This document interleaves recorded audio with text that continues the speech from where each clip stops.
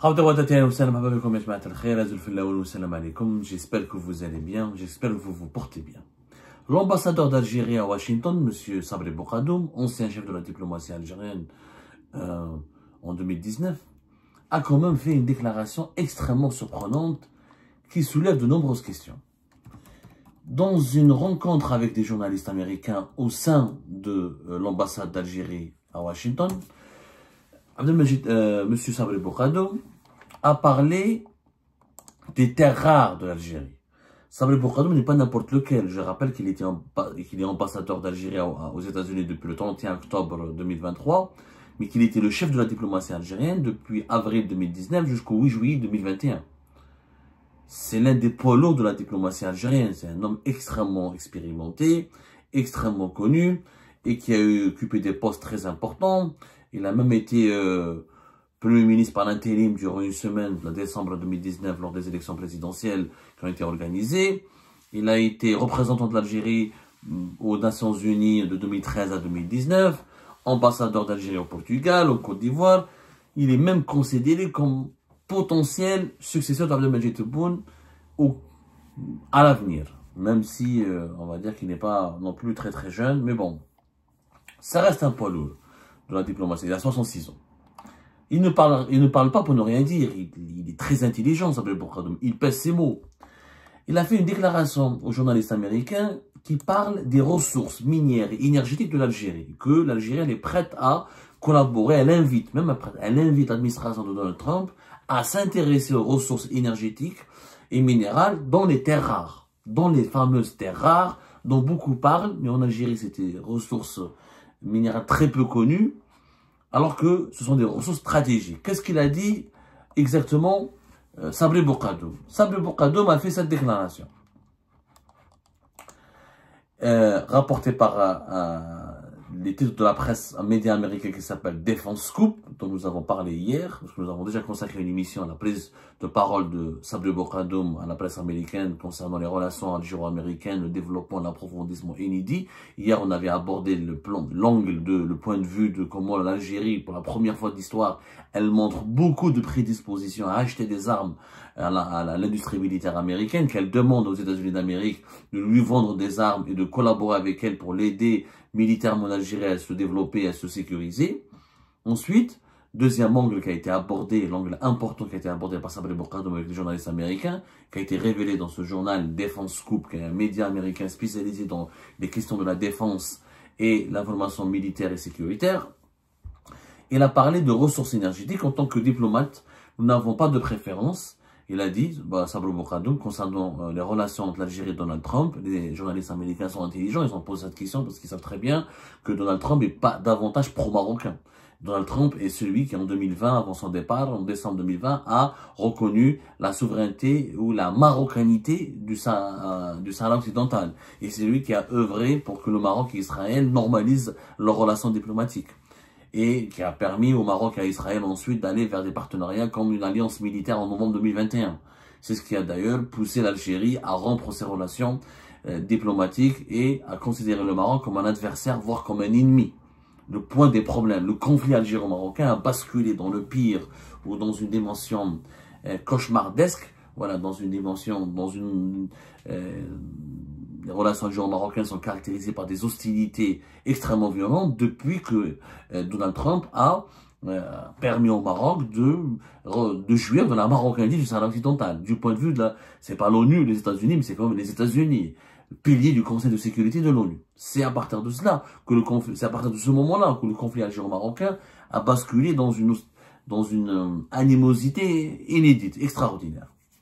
Et là, alors que l'Algérie, Donald Trump, elle sait qu'il est pro-marocain, et ben l'Algérie a fait un pas vers Donald Trump, elle dit que nous n'avons pas de préférence, nous travaillons avec chaque administration, bien sûr nous essayons de mettre en avant notre potentiel auprès de la nouvelle administration, avec le président Trump qui a exprimé ses intérêts pour les accords, nous tenterons de convaincre l'administration des avantages de collaborer avec l'Algérie. Et pas des accords qui ont été conclus par le passé avec l'Algérie, notamment dans le cadre d'un dialogue militaire. Et plus loin, il dit que l'Algérie est prête à discuter avec les États-Unis d'un accord portant sur ses riches ressources naturelles et minérales. riches ressources naturelles et minérales.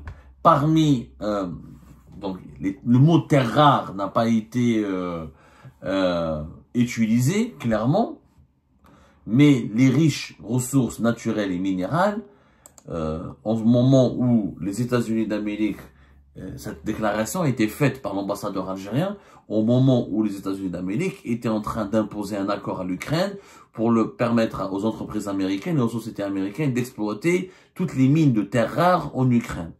Et cette déclaration de Sabri Bourgadoum a été faite dans un contexte mondial où Donald Trump, l'administration Donald Trump, essaye de combattre la Chine et d'empêcher la Chine d'avoir une domination mondiale et d'asseoir sa domination mondiale sur l'exploitation et la production des terres rares. Donc c'est pour ça que quand Sabri Bourgadoum parle de ressources naturelles et minérales, beaucoup d'observateurs, beaucoup de commentateurs ont directement pensé aux terres rares. Même si le mot terres rares n'a pas été prononcé. Elle a juste dit que nous avons l'Algérie d'abondantes ressources naturelles et minérales essentielles qui sont très demandées à l'échelle mondiale. Voilà ce qu'a dit Sabri Bourgadoum, l'ambassadeur algérien. Le pays, il est prêt et les murs pour héberger des centres de données à moindre coût que les options actuelles. Sabri Bourgadoum a totalement raison. Je trouve, franchement, il a fait des déclarations intelligentes. L'Algérie, effectivement, grâce à l'énergie à bas coût, dont nous disposons à moindre coût, l'Algérie, nous avons du pétrole et du gaz, nous pouvons produire l'électricité à bas coût. L'Algérie pourrait, par exemple, abriter des data centers. Le territoire algérien pourrait abriter aussi des usines pour la production de la monnaie électronique. Par exemple, pour le bitcoin, le minage, on appelle ça le minage. L'Algérie a des potentialités énormes. Donc, Bourgadoum a complètement raison de parler de cela. Mais, quand il parle de, quand il dit, sans prononcer le mot terre rare, quand il dit de minerais, des ressources minérales et énergétiques qui sont recherchées et très demandées à l'échelle mondiale, c'est pas le pétrole qui est très demandé en ce moment, c'est pas le gaz. Quelles sont les richesses minérales qui sont très demandées? C'est les terres rares. Sauf que l'Algérie avait au préalable, auparavant en 2022, elle avait un accord avec la France concernant l'exploitation des terres rares. Là, les relations sont très mauvaises avec la France. Donc l'Algérie est en train de se détourner de la France pour essayer d'offrir la possibilité d'exploiter les terres rares de son territoire aux États-Unis d'Amérique. Et ça, c'est un changement majeur. L'Algérie, pour séduire Donald Trump, elle a commencé par le biais de son ambassadeur, l'excellent Sabri Bourgadoum, qui a bien communiqué, il faut dire la vérité. Sabri Bourgadoum, il a bien parlé à Washington avec les journalistes américains, il a eu des arguments très séduisants, il a eu une approche très intelligente, très pragmatique, il a compris que Donald Trump est un homme d'affaires, est un businessman, est un homme qui veut gagner de l'argent, faire gagner de l'argent à son pays, et restaurer, et conserver, et prolonger ou maintenir la puissance économique des États-Unis d'Amérique. Donald Trump ne veut pas que les États-Unis soient uniquement une puissance militaire. Il a compris que la puissance américaine est d'abord son économie. Donc,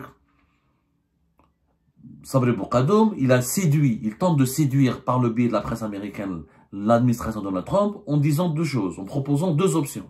L'Algérie veut acheter des armes et s'équiper, ne veut plus dépendre de la Russie. Elle est prête à s'équiper en armement américain. Et elle est prête à ouvrir son marché aux entreprises américaines.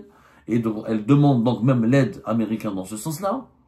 Deuxièmement, l'Algérie est prête à collaborer concernant l'exploitation des ressources minérales très demandées à l'échelle mondiale, qui sont les terres rares.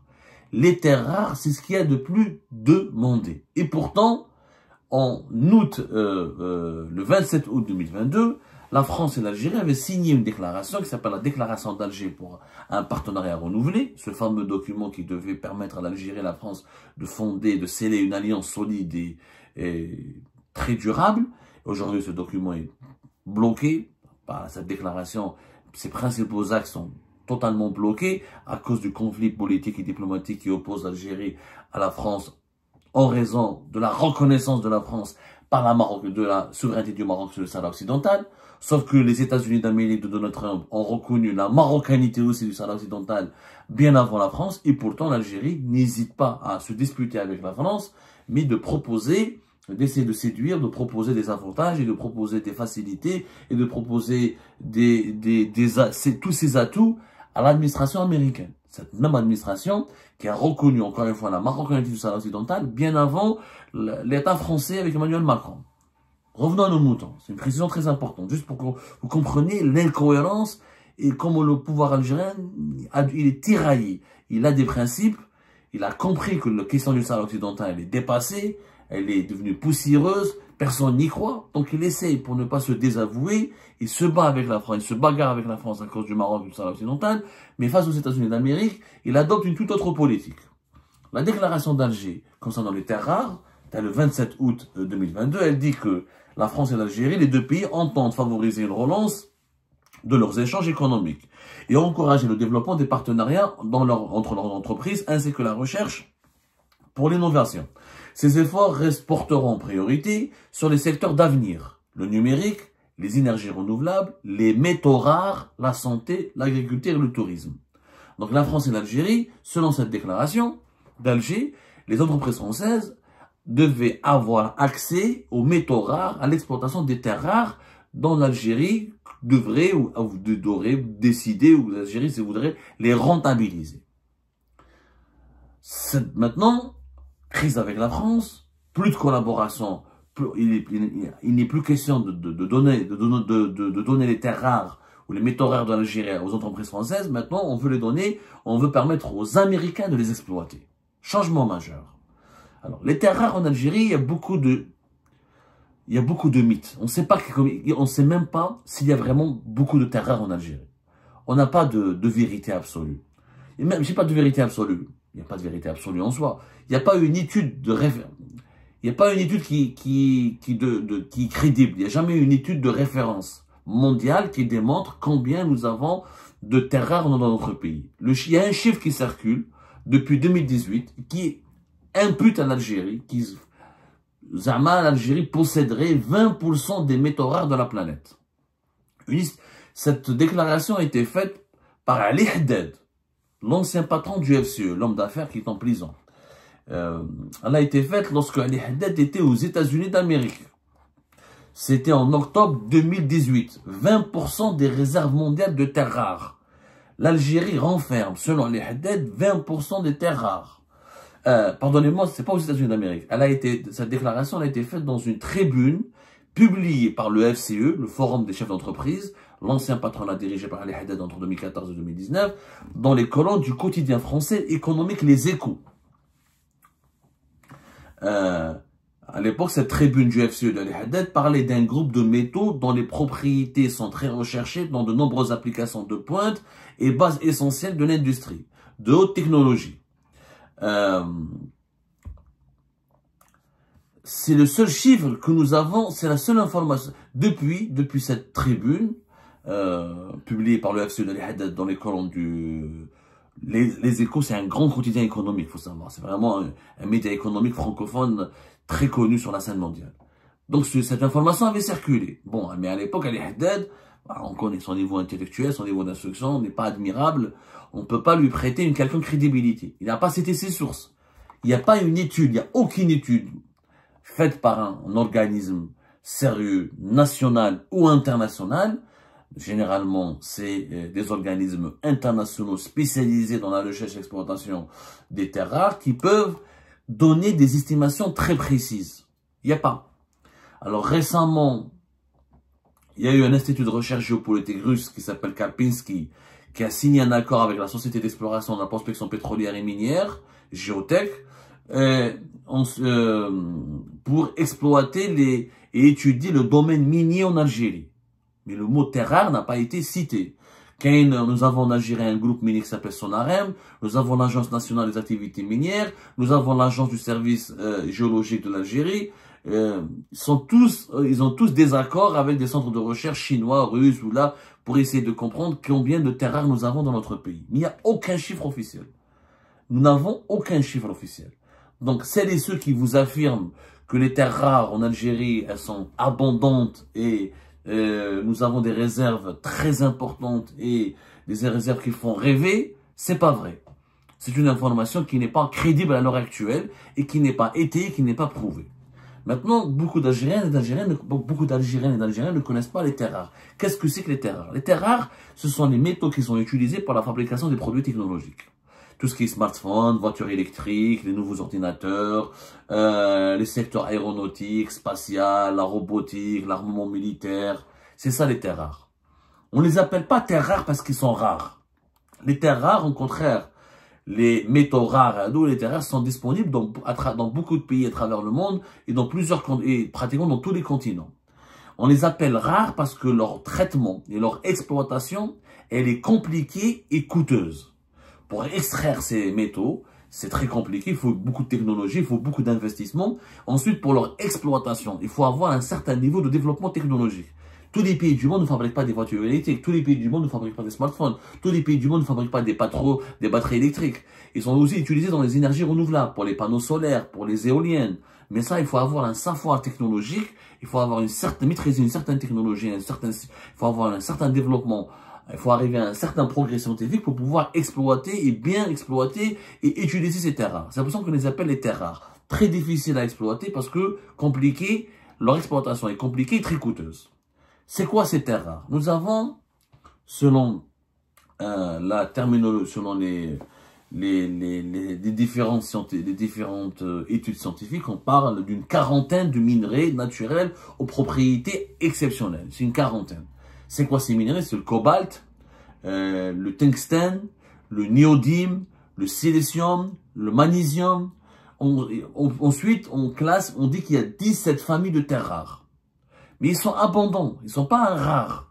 Ils sont abondants. À chaque fois, des fois la Turquie, des fois la Chine, des fois le Japon. À chaque fois, il y a un pays qui dit que nous avons des grands gisements de terres rares. Il suffit juste d'avoir les technologies nécessaires pour les identifier, pour ensuite commencer à les exploiter. Alors, dans le monde d'aujourd'hui, pourquoi les terres rares sont stratégiques pour les États-Unis d'Amérique? Et pourquoi le régime algérien, il a fait cette déclaration de Sabri Boukhadoum? Bien sûr, vous savez tous le contexte, terres rares, et ce qui s'est passé avec l'Ukraine. Donald Trump demande donc un accord avec l'Ukraine pour rembourser les 400, presque 500 milliards de dollars que l'Ukraine aurait coûté aux États-Unis d'Amérique pour financer sa guerre contre la Russie. Et pour récupérer cet argent, Donald Trump veut que les terres rares qui sont présentes dans le sol ukrainien soient exploitées par l'économie américaine. Ils soient destinés au développement de l'économie américaine. Et l'Ukraine aussi, il y a des études qui démontrent que il y a énormément de terres rares en Ukraine. C'est pour ça que on en parle, on en parle que depuis 1 ou 2 semaines. Il y a une forte actualité autour de cette question de la valeur des minerais ou de la valeur des ressources en terres rares de l'Ukraine. Donc, c'est un sujet qui suscite le buzz et qui suscite l'intérêt. Il y a une bataille, il faut savoir que, selon des sénateurs américains, il y aurait 10 000 milliards de dollars de ressources. La valeur des ressources en terres rares du sol ukrainien serait de 10 000 milliards de dollars. C'est incroyable. Bon, mais beaucoup d'experts disent que cette estimation est très exagérée. Surtout que la production mondiale de terres rares s'élève en ce moment à 15 dollars par an. 15 milliards de dollars par an.